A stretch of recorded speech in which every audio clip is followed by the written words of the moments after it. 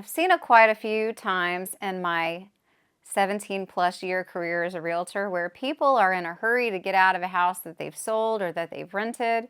So they start prioritizing what they have to do. And then, sure enough, they decide that they're going to leave some personal property behind and maybe not fix some damage on the way out. And sometimes people get away with that. Sometimes the landlord just eats that, or someone comes along behind and just takes care of the situation, or the buyers just deal with it.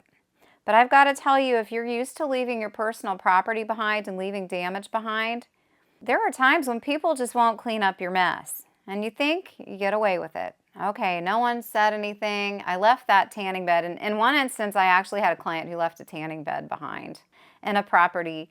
And their rationale was, well, it was there when I moved in, so I just left it.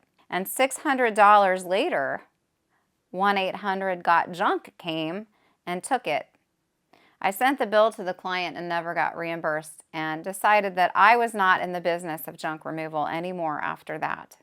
I've got to tell you that when you leave these things behind, somebody pays the price for it, and you're going to run up against a situation one time, if you get used to doing that, where someone's just going to call 1-800-JUNK on their own, whether it's the landlord or whether it's the buyer of the house.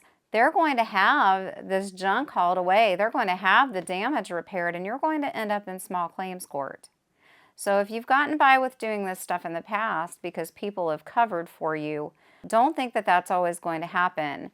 It's much, much easier and less expensive to handle damage and to handle your personal property on the way out, because it's a lot cheaper for you to have it taken care of than it will be for someone else to call a professional company to come and do it. There's a lot of it going on, and it's a real problem, and I just want to let you know that you can get taken to court for leaving your personal property behind and damaging property on the way out. So think before you do that. Make sure you have plenty of time to move out. If you don't, then you might need to hire some extra help.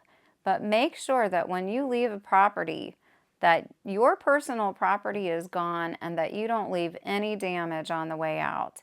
I care. That's why I'm telling you this. There are a lot of people who just will not cover for you, and not all the buyers are just going to go ahead and take care of your problems.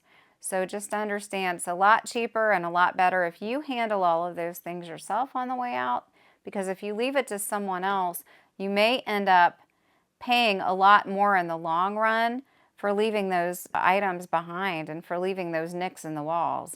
If you've got questions about this topic or any other real estate related topic, feel free to contact me via phone, text, email, or private message. And if you're watching on YouTube, please feel free to subscribe. Thanks. Bye.